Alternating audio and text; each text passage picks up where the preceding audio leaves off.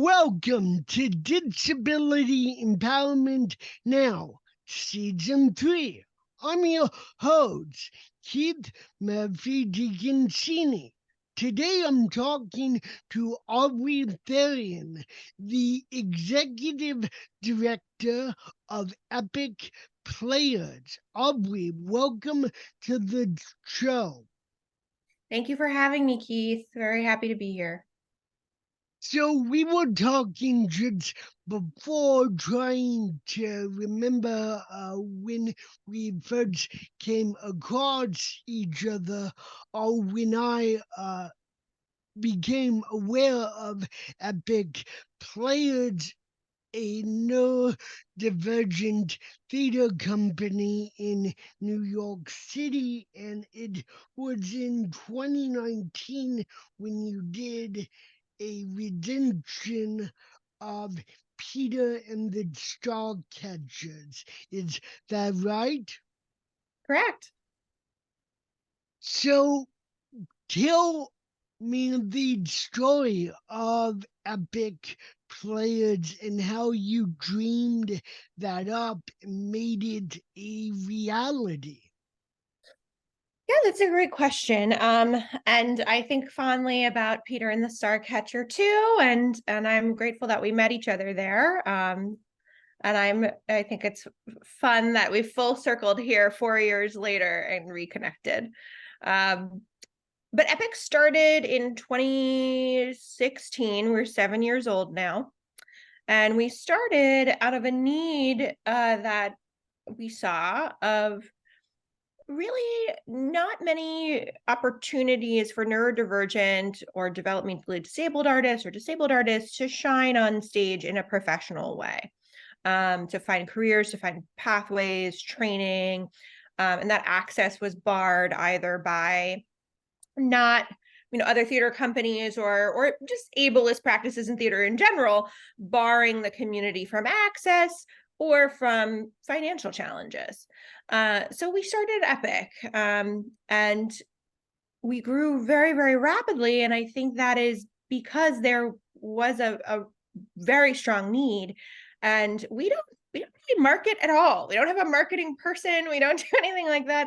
People find out about us by word of mouth because they see themselves on stage. They come to a show and see this show and go, oh my gosh, this is exactly what I want to be doing. And that's how they join. So that's how Epic started. We started with about 20 members in 2016. And now we are 7 years old and we have 103 company members, and are doing shows all around the city. And now we do shows outside the city. We have 2 main stage productions per year. And part of our mission is to ensure that our players have the opportunity to play roles that have been traditionally denied to them. We don't do shows with categorically disabled roles, and that's the roles that only they play. So our players get to play Peter and the Starcatcher. They get to play Seymour in Little Shop of Horrors. They get to play the baker's wife, and Jack in Into the Woods. And then in turn, those characters become neurodivergent, and we discover this beautiful intersection between our actors and those characters as we put on the show. So that's what Epic does, and that's why Epic does what it does.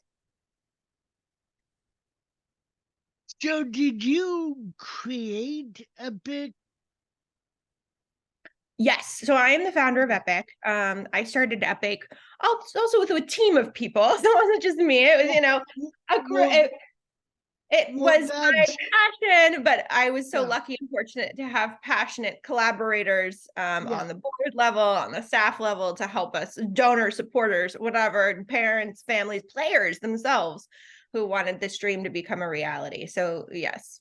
Yeah, because that's what I was trying to get to, because earlier you said we created Epic. Yeah. And I'm like, okay. Sorry. Yeah. It's hard for me to say I. So. Oh yeah, no. Look, I mean, there's podcasts and now video casts.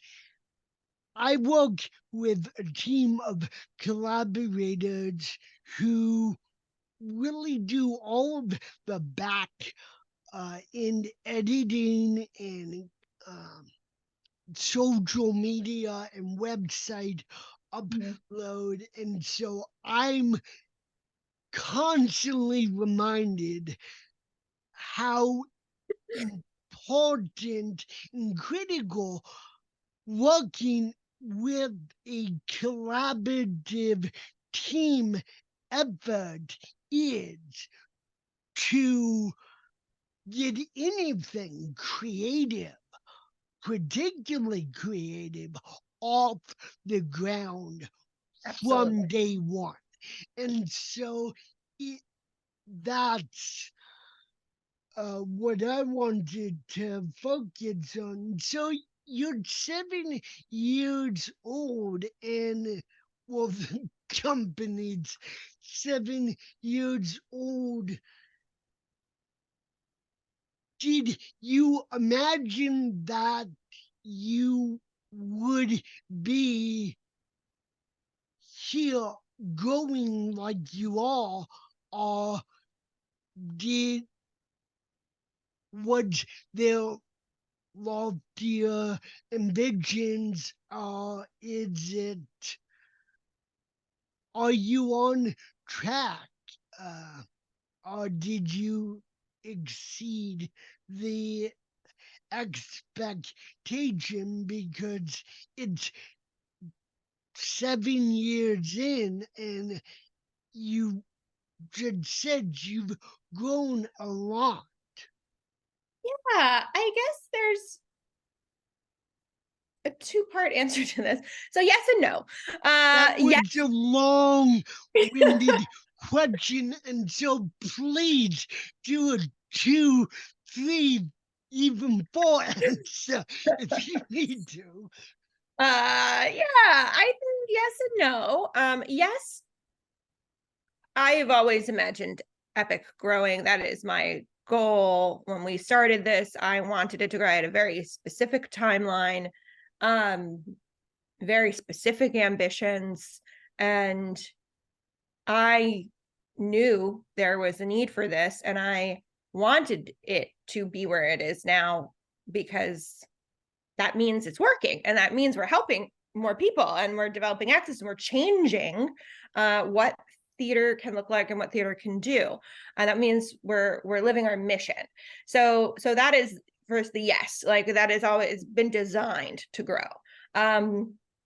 But also no in terms of like how I guess rapidly it doubled. I did expect to be here, but I did not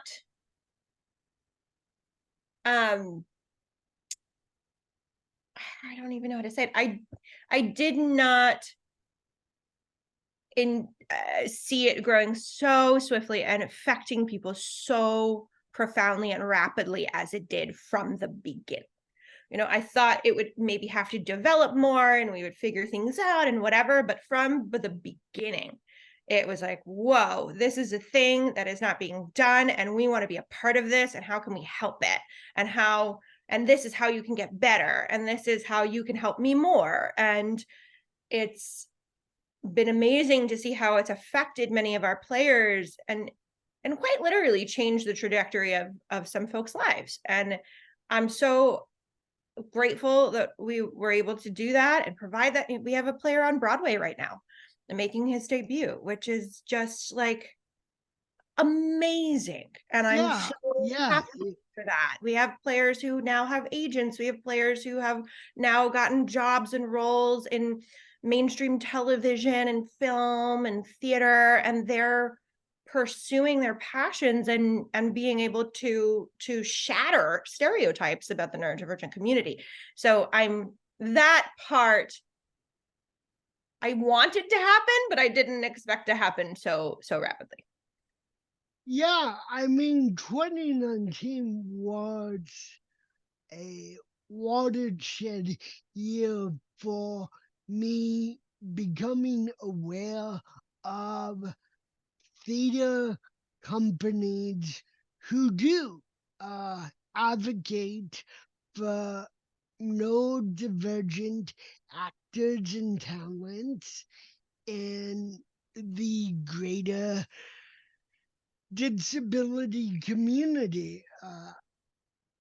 I became very aware of both you, big players, and theater breaking through barriers at the same time. And I mean, not to cause promote here, but that from a personal aspect and a lifelong theater lover, theater grower.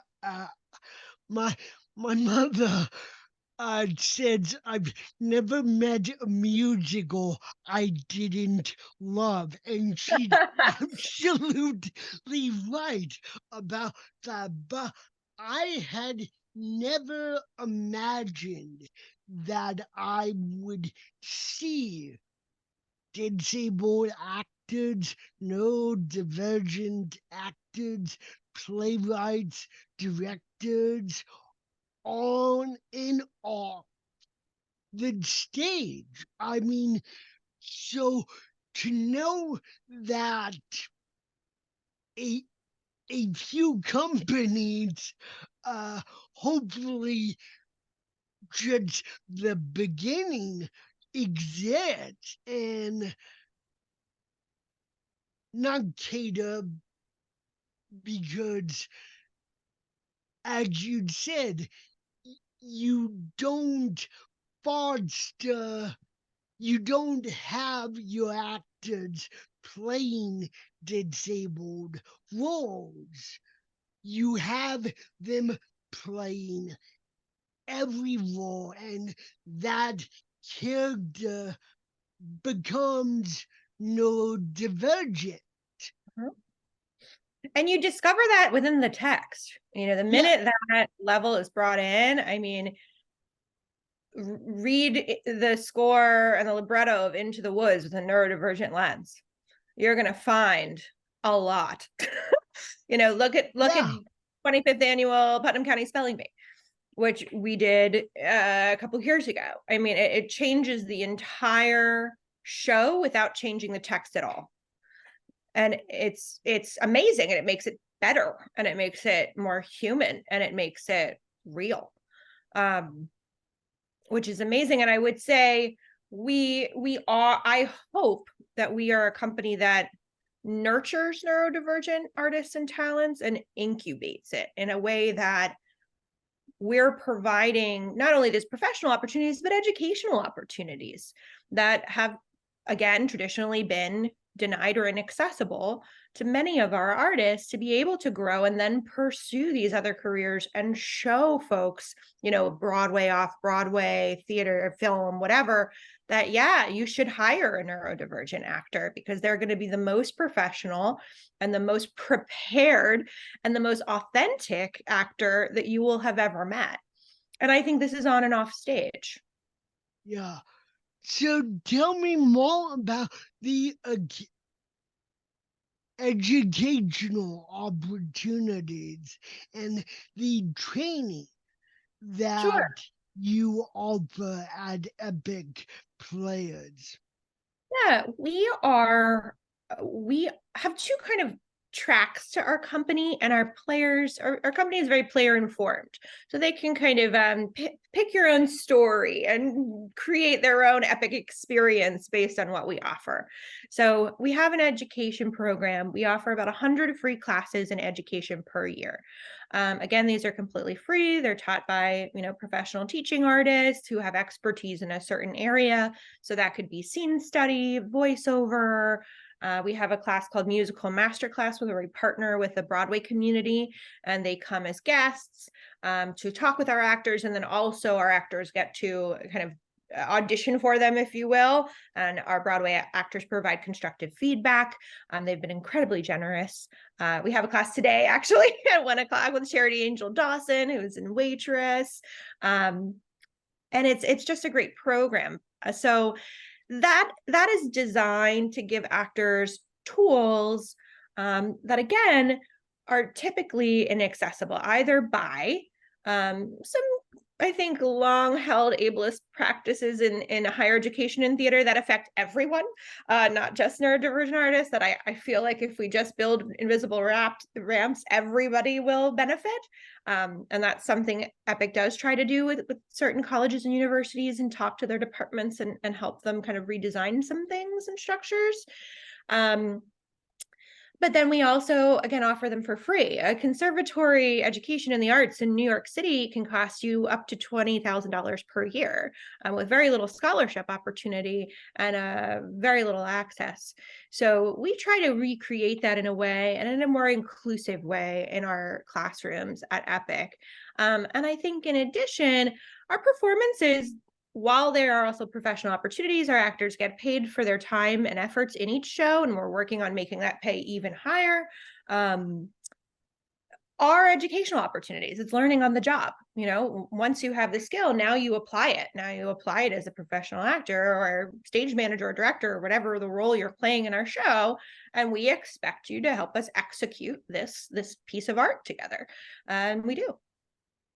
So I meant to ask you this before, but who came up with the name Epic Players, and what does that mean? What is the significance of the name Epic Players, and how does that carry through the company's mission? I mean, I can assume X, Y, and Z about that name, but I'm curious, from the founding president, how did that name come to be?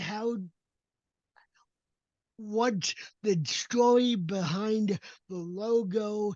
And there's not really a fancy story behind the logo. One of our dear friends, Carl Hudson, did me a favor. He was a graphic designer and made the logo because we had no money. So story behind the logo. And he's, very kind and a supporter of EPIC. And, a lot of, I'm sure you know this when starting your own podcast, when you start things, you rely on favors. yes, yeah, Kindness of your friends. But I mean, the name of a organization or a creative outlet. Yeah. So, well, it's a great question. Nobody's ever asked me that question before. I found that shocking, and I'm not just trying to quote Casablanca here. Yeah, I literally find it shocking that people do not ask that question. Well, I am grateful that you asked it. Again, like, I pitched the name to folks who were also kind of in the ethos of founding this company. And I thought it was perfect because it felt like for many reasons. There was a threefold reason we chose EPIC. One, I thought this idea was epic. We thought this idea was epic. Like, what we're trying to create is epic. Epic is a very powerful term, and I wanted to find a powerful word that our artists can attach themselves to, because I think so often people in our community are infantilized. They're not playing positions of power. So I wanted everybody in EPIC to feel strong and powerful. So that's one thing. Number two, epic is a theater term. It's a dramatic theater term, and it essentially breaks down to art reflecting life, and kind of seeing a social movement in art, and having an audience suspend their disbelief to force them to see a world how it is, and force them to see people that maybe aren't often seen in society. So that was really important to me when thinking about the term epic. And then from there, it really had our tenements of founding, which is we want to empower our artists. It's an acronym. We are dedicated to performance, which is our P. We are inclusive, and we create collaboratively together. So that's what EPIC stands for: empower, perform, include, create. And then also all of these other reasons, EPIC became kind of the perfect name for us. And EPIC players, because I think our players are our community. We're a community of artists. It's not me. It's not, Joe Schmo, whoever. It's our company. EPIC would not exist without our company of artists. So you talked about the growing company had, and I assume it had, the staff, the educators, had that grown parallel to the growing of the company? Absolutely. And I think we're also very fortunate, and I hope this doesn't change. I know it's a 7-year itch. I'm very cognizant that we're in our 7th year. Like, what's going to change? But we're very fortunate to work with amazing teaching artists and mentors and collaborators who have been with us mostly the whole time. We have very little turnover. So most of our teaching artists and mentors have been with us since day one and have grown with the company as leaders, supervisors, directors, full-time staff members. And we also hire within our community. So many of our players now are mentors or teaching artists with us, or are hired to do, directing or assistant directing or choreography, whatever. That's very important to us as well. And a lot of our community, I would say even our community of teaching artists, when you're attracted to this work, you're attracted to this work for a reason. And I think you learn things about yourself. So a lot of teaching artists who have been with us for a long time, staff members, have now come out as neurodivergent or have been recently diagnosed. And, it kind of like puts everything together for them. Like, oh, this is why I love being here. I feel safe and supported and included, and I can be myself. And I'm really happy that we could create that. And we're always learning, we always can do better. We always try to listen to our team and see how we continue to grow and how we can continue to include them in the process as well. How big is your board? And I know you've done some creative fundraising opportunities because I'm on your mailing list. Oh, yeah. And how do those opportunities get dreamed up? That's a great question. We have a very committed board that I'm very grateful for. We have 10 people on the board, and from all walks of life. We also have an advisory board made up of our EPIC players that support decision making. Very good. And programming. And we have a wonderful development associate and people in our team that just think up things, and we try to think of things that are fun. We're launching our first, we're calling it a karaoke kickoff party extravaganza-a-thon in 2 weeks. And that's going to be a karaoke fundraiser, which we're very excited about. But I think probably a very important aspect of our fundraising is the community building aspect of it. So because our players have a large ownership over our company and our community, they participate. So we all participate in our fundraising. We all really care about this. EPIC is committed to remaining a free resource for our players and to pay our actors and performers and stage managers and everybody behind the scenes for their work more and more and more. And I think when you really focus on your mission and live it truly every day, then money follows it. I need to write that down and remember it for myself. Thank you for that. So you're almost 10 years in to that, yeah, I mean that's a accomplishment, no doubt about it. Where do you see yourself not only hitting that 10-year mark, but going to year 15 and beyond? I mean, you've grown a lot in just a few years, and so the the hard work is clearly evidently paying off epically, pun very much intended. So what's next for the company? Because clearly the lofty goals, you're hitting them. And so what's next? Another great question. Thank you for that. I we have a lot of what we call BHAGs, big, hairy, achievable, ambitious goals. And I think one of them, and one of them I've been toying a lot with, is the thinking of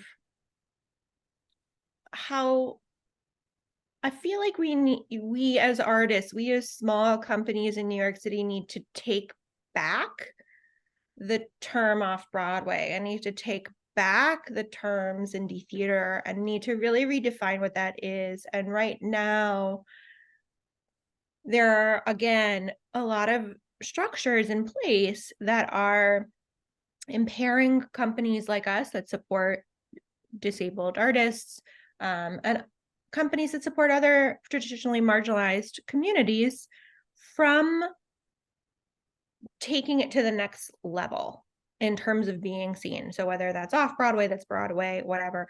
So Epic's goal is to really work with collaborators, funders, etc., to break that and to elevate our company and our actors to that next level of theater. I want us to do off-Broadway productions. I want us to do Broadway productions.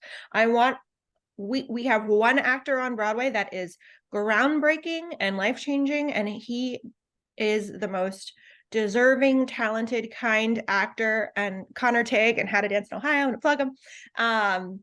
And I want this to just be the first of many.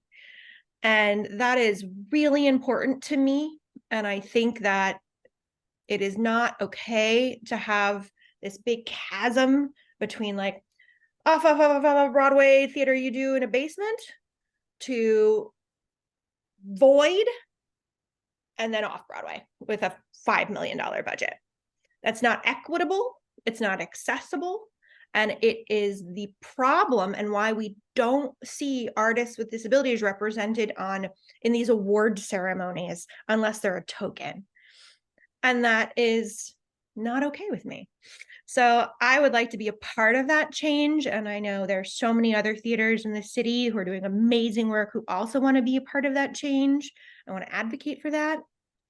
And I think in addition, like, I guess smaller things, more brick and mortar things, we want a theater. We want to be the neurodivergent theater in New York City. We want to also help other theaters become a neurodivergent theater. And then we want to take our mission on the road. We're starting in LA. We just started Epic LA this year, which is really exciting.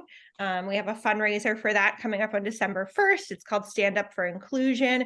We have a bunch of amazing neurodivergent and disabled comics that are coming in for this. And we plan on starting programs in the spring, which is just really exciting. Does that answer your question? Those are just a few. I have many more, but I think I should stop there. Yeah. No, that totally answers it. And I mean, I want to hear more because I'm a creative person.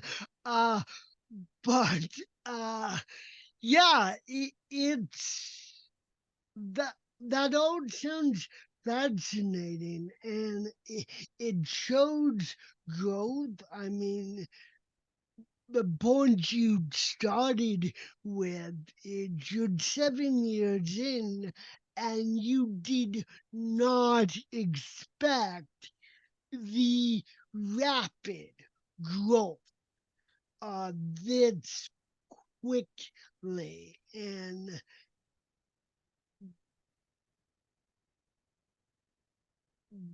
but it must be very reassuring that you've been able to do all of that and exceed your expectations so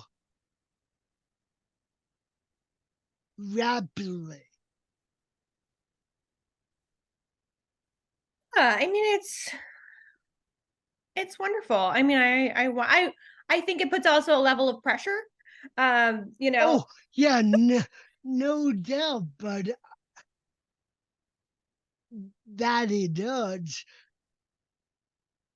But it's like you're doing, without sounding, uh, you're doing amazing things. I mean, just the Broadway collaboration and then having a actor on Broadway, having the company grow to the level that it is. You started with a handful of company members at the very beginning. Now you're over 100 company members. You're starting your second um, company across the country, just to recap for everyone. And it's just incredible that you're you're where you're at.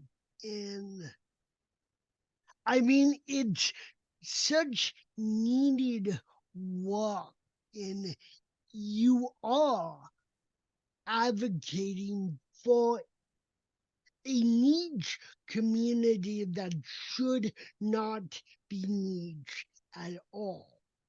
agreed. And I mean,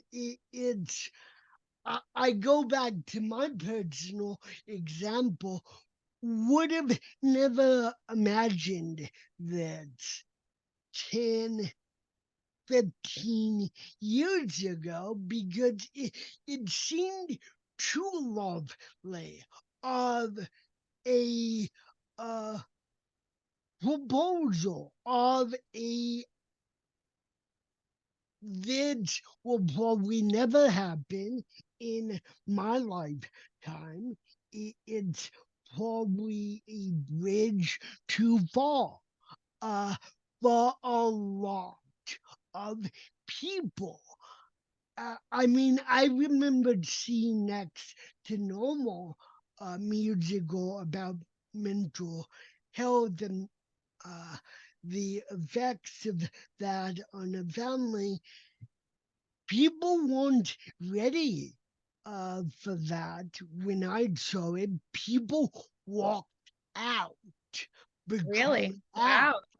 because it was just ahead of Mhm. its time. And I mean, that's just one example of many. And so the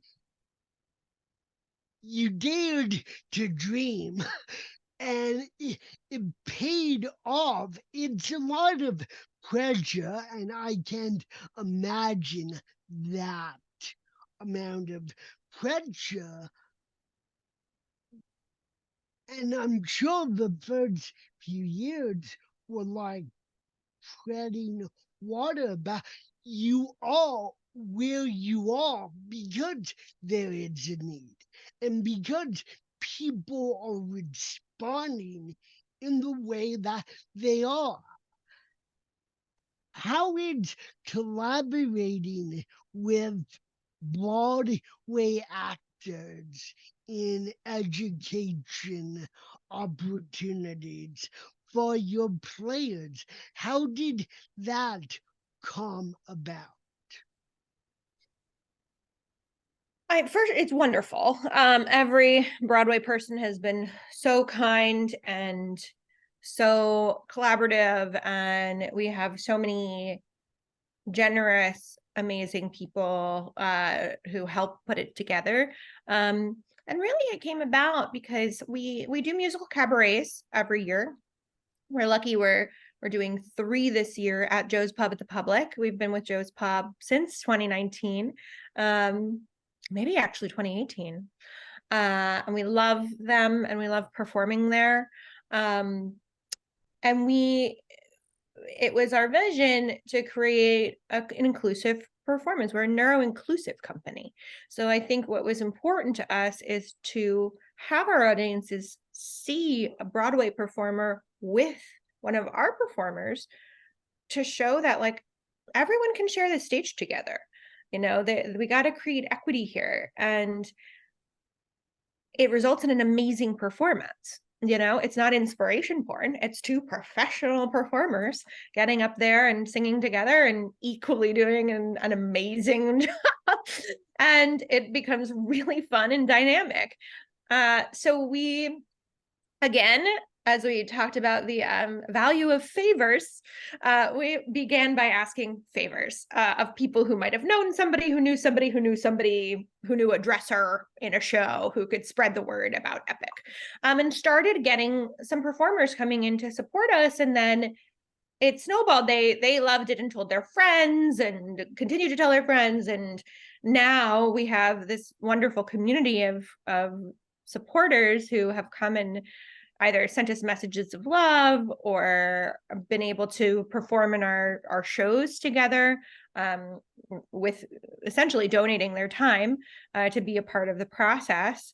And now we have this musical masterclass. So that's what it kind of resulted in. Our players, love getting to know the performers, and our performers love getting to know the players. And so this musical masterclass idea was born. And we want to continue it and continue nurturing their relationship. We also have something called an advocate program, where each player, when you join Epic, is paired with a mentor, an advocate. And, again, we have players who join us who have an MFA on theater and have been, on Broadway. And we have players who have never stepped foot on a stage before, love to do theater and they need performance. Your advocate acts as a person who just helps you with whatever you may need in your journey in terms of this theatrical one. So whether it's memorizing lines, whether it's sitting down and talking about your career and your next goals and what you should be doing, or whether it's preparing for an audition.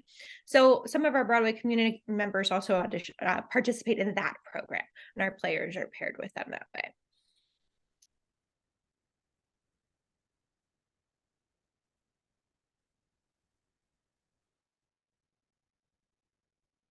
Hi. Hi, and that's one of the issues that will be fixed in post. Unstable connection. Gotta love those blips. But we were talking about the mentor program before the snafu happened, and the incredible or epic importance of pairing particularly new company members with a mentor or a advocate to foster that journey of collaboration, of education, through becoming a epic player. what are some of the challenges of having the company grow to the level it is? I mean, it's incredible, again, epic, that you've experienced such growth from going to a handful of players the first few years to now going over to having over 100 players. That's a big growth spurt, for lack of a better term. And so, what are some of the challenges that go along with that expansion? Yeah, I And mean, challenges don't necessarily have to be purely negative challenges. oh yeah. I mean, and you're right about that, because some of those challenges are everybody wants to work for Epic, everybody wants a piece of Epic, everybody wants to join Epic, and which is a great challenge to have. But we we need to ensure that we have the funding to pay people that we're hiring. That's very important to us. You know, everybody gets paid, and paid hopefully well. And how do we continue to grow sustainably by accepting new members and also ensuring we have the resources to support those new members? So our mission starts to kind of dilute, and we're not really serving it if we just continue to accept people into the company, and then we have no performance opportunities for them, and we don't have an advocate to pair for them, and we don't have any, they can't get into the classes because they're already full. So a big challenge is, how do we now, because we're growing so much and the demand for our programs are so high, how do we continue to create programs and resources that can support our new members and they can benefit from? And how do we be sustainable? You know, Epic doesn't just magically happen. There's a human resource component. There is a cost. And people, when they're giving to nonprofits, don't typically think about the person that's actually running the program, that's creating it, that's supporting our members, that's directing the show, that's staying up till 2 a.m. writing the grant, that's, you know, working on making sure the script is accessible, to staying at the theater past midnight to hang the lights. Like, there's so many humans involved in making Epic happen. And if we want to continue to grow, we need to make sure we can support them as well. So definitely finding sustainable, renewable funding partners is so important to Epic's growth. We're at a critical stage in our growth, really, because we're still kind of a small nonprofit and our budget is under $1 million, but we're right at that precipice.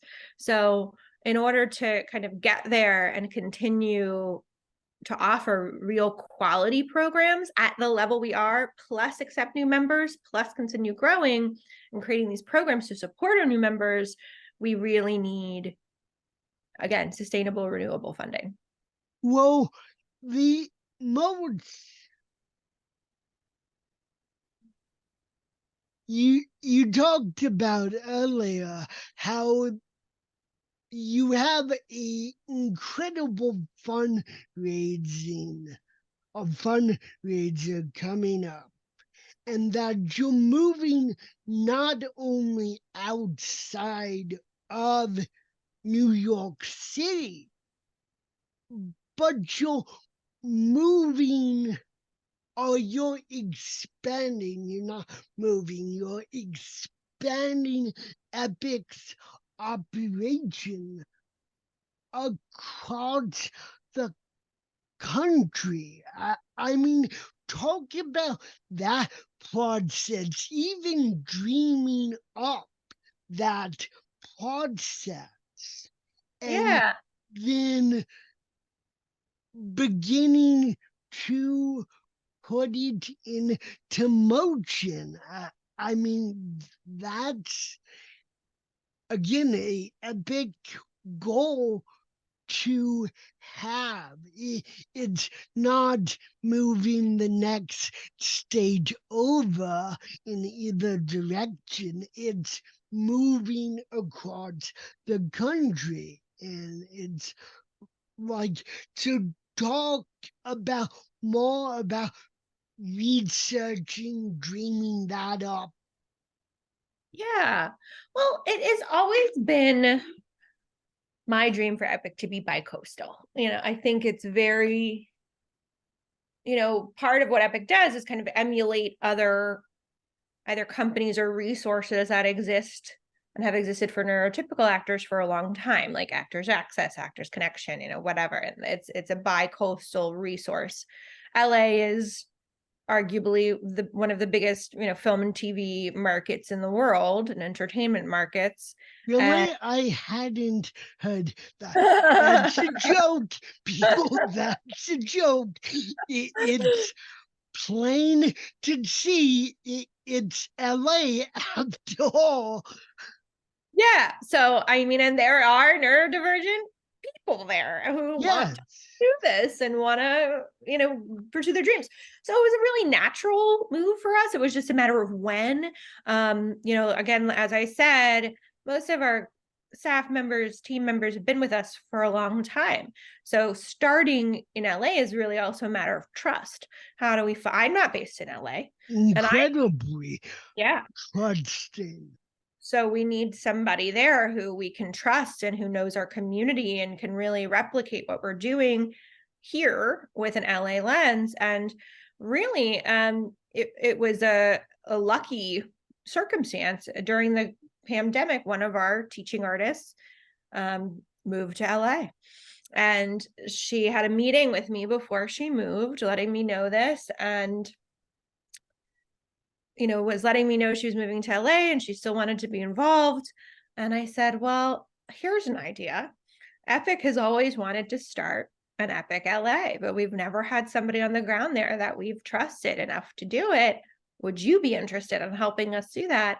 And she said, Aubrie, right before this meeting, I looked in the mirror and I said to myself, I'm going to pitch Epic LA to Aubrie. And well, great minds meeting. I mean, it's just wow. Yeah.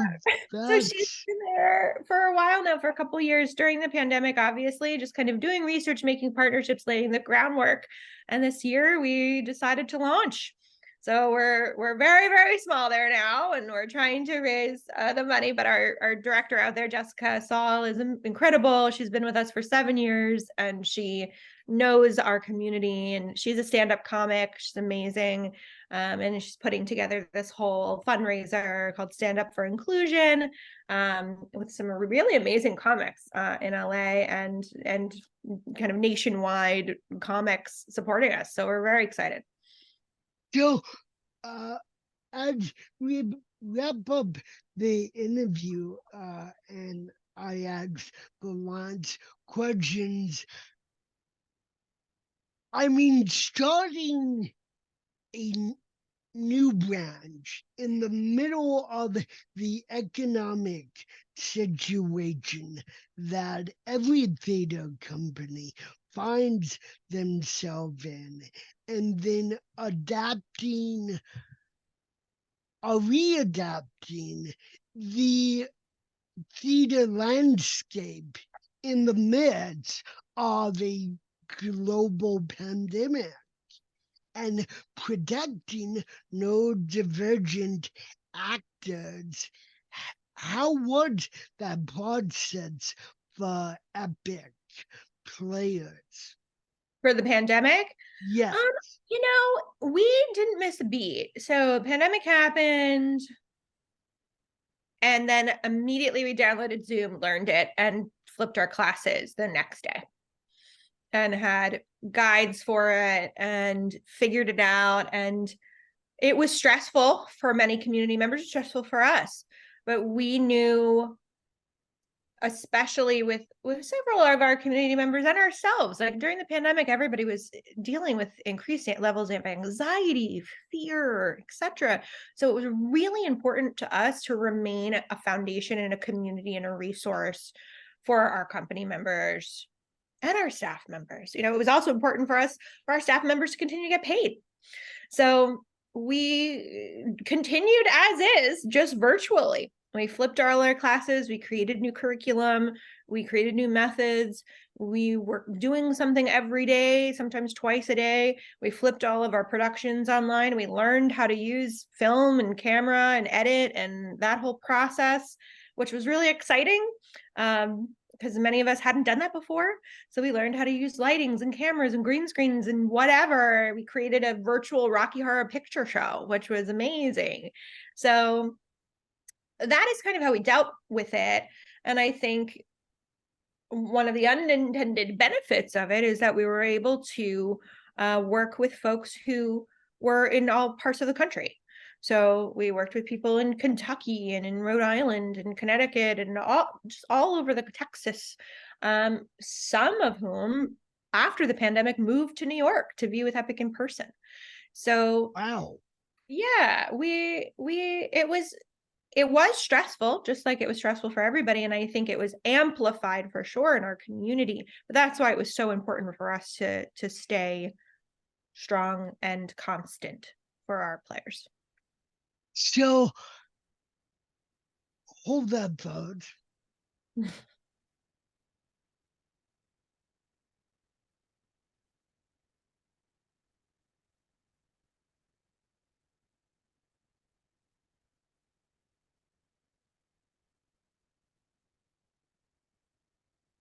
Sorry about that. So, if there are any aspiring advocates or self advocates listening to this episode and are just starting out and want some tips on making that their professional life, what would be some tips you would give self advocates to start them on their path of because this podcast was born out of me trying to answer that question for myself because I had no idea what I was going to do once I graduated. And just like you, I saw a need, a avenue, and so you educate and coach and mentor actors. What would be some action points you would give people listening to this podcast who are wondering about how they become self-advocates? And do you mean self-advocates in terms of creating a career out of their advocacy, or self-advocates who want to pursue theater arts? Both. Okay. Both. I try not to get too bogged down in I tried to be as open-ended as possible because you never know what part of a interview will help Yeah. someone, and it will follow into the next question. Mm-hmm. I will speak from a lens of, an ally, someone who would be more than happy to help amplify those self-advocates. because I am not a self-advocate and I don't want to speak for that community or other successful self-advocates like yourself. So I, as an ally standpoint, what I have seen that is very helpful, and how self-advocates, I think, can use allies to help amplify their message, is to not be afraid to reach out. Definitely, if you know companies that exist to amplify neurodivergent voices, particularly in advocacy and in theater, reach out directly and say, hey, this is who I am. This is a thing I'm doing. This is my account. Can you follow me? Can you share something on social media? Can you let your members know that I exist? Are you interested in having me speak? Or, we're always encouraging our members to advocate on their behalf in the audition room, in the rehearsal room, wherever it is. And we are always open to having self-advocates come lead sessions on what they have experienced is the best way to do that.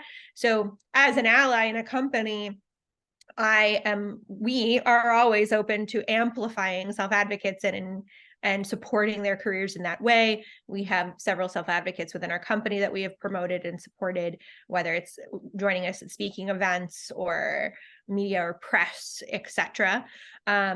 I also think social media definitely is a wonderful tool to amplify that, following other self-advocates. A lot of successful self-advocates that are within our community really have a great balance of being direct and kind on the internet, and are able to educate the public in a way that feels constructive, and understand that perfect is the enemy of the good, and everyone is trying and learning language as it's changing and etc., and are super aware of that, and are able to create this kind of safe, informative, and educational online advocacy that encourages people to follow them. So I think that is really helpful as well. And in terms of theater, I think it's really important to say what you want. And I know that can be very difficult at times, but I really believe that being direct is being kind. And I think knowing that you have a safe community in Epic and some of other colleague organizations, and saying, this is what I need, this is what I want, how can you help me get there? I guarantee you that we will make that our mission. To help you reach your goals. So that, I think, is the theater aspect of it, and not being afraid to advocate for yourself in the rehearsal room and audition room. And I think that is very easy for me to say, because I have not had to do that. So I understand there is a lot of fear around that, around disclosure, around advocating for oneself. But I do know that the tide is changing. And I think that more and more rehearsal rooms, audition rooms, etc., are very, very receptive to this and want to ensure that you are supported. So I would like to thank the Vid's podcast and now video cats reaches both people who have disabilities and those who have yet to discover and embrace their own disabilities. Each, and they might not take away the same thing from listening to an episode. And I'm constantly aware of that possibility. As my guest, I ask you, what do you hope that people with disabilities, people who are neurodivergent, take away from everything we've talked in this episode? And what do you hope that people who have yet to discover their own disabilities take away from this episode?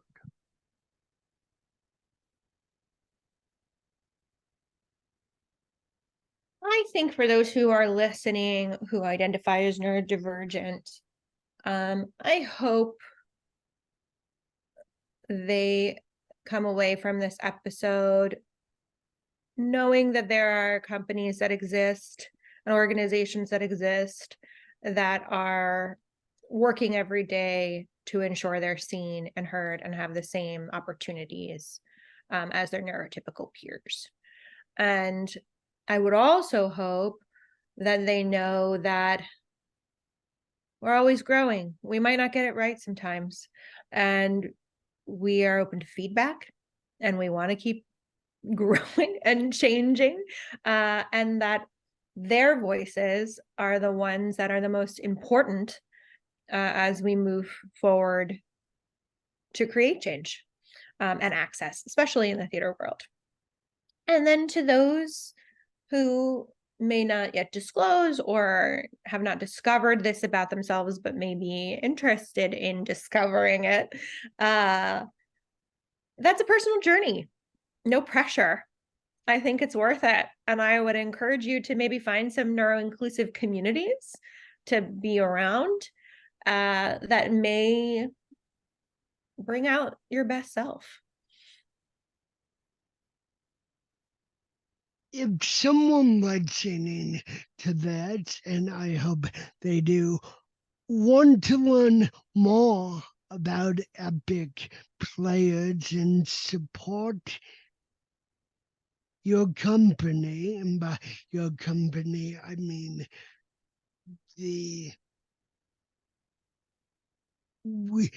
started this episode talking about the incredible power of collaborating with several different people at both at the onset and where a company is now, or a podcast, or a theater company. How do people who want to know more about Epic Players and maybe get involved in supporting the company do that? Yeah, that's a great question. I think you can visit our website, which is www.epicplayersnyc.org, and learn about us. There's a section that will tell you how to join, and you'll fill out a form and you'll start our intake process, which is you'll have a conversation with us. We'll invite you to see a show or shadow a class, and we'll talk about, if you think this is for you, the next steps to audition. And then we'll set up an audition in the summer. Our next auditions are going to be in July 2024. And once you're a part of Epic, then you're part of kind of all the resources we provide. You can pick your own story. Another great way to support us is just going to our social media, following us on Instagram, Facebook, TikTok, coming to a show. See our shows. Our shows are great. And they're really, I want more people to see them. So please come to see a show, support our performers, our backstage folks. Hopefully you'll want to be in our shows. You can audition for our shows. And then if you want to support our dreams and support all of these 103 artists plus, you can donate to our giving campaign. You can come to our karaoke fundraiser. You can come to our Stand Up for Inclusion fundraiser in LA. You can call me. We can talk about how you can support. I'm very reachable. What's the best way to reach you directly? My email is on the website, so you can always email me. And that phone number on the website also goes directly to me. So there, again, I'm very reachable. So when you started this company, and this is a good way to circle back to the beginning, did you have any notion that not only would you be growing and expanding at the rate you are, but that you would be pursuing, pardon me for assuming that, your life's work. Uh, did you, could you have predicted that? No, um, but I feel very lucky and grateful that it is. I feel like there is power in finding your purpose. And I have felt very lucky and very grateful to have discovered this and feel that it has defined who I am as a person in a way. And I'm very, very lucky. So I never really complain about work because I don't feel like I'm working. I kind of am like, what am I complaining about? Going to theater? Like, it's just, and like I'm hanging out with my favorite people. So what? Well, Aubrey, I want to thank you for doing this interview, for finding your purpose, for advocating for neurodivergent and no inclusivity in the performing arts. And I hope you will come back and talk more as the company progresses and grows. And I'm very fortunate to know you and to know the incredible work that Epic Players continues to do to this day. Thank you so much, Keith. And thank you for having me. I'm sorry it's so early.